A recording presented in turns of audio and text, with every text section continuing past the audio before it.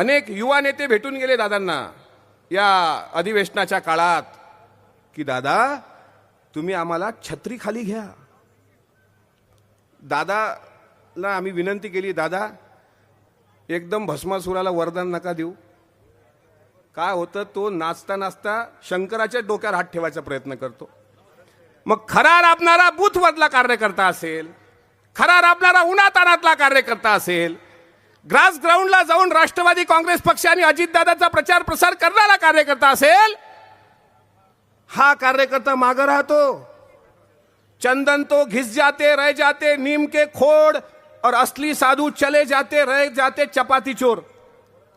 खरे माणसं भाग पडतात आणि हे शहाणे पुढे येतात. दादाला विनंती केली की आता वरदान देताना थोडी हात जोडून विनंती आहे की काही लोक ही ती लोक आहेत, गालिबचा फार शेर आहे चांगला, जरा संभल के करो गैरों से हम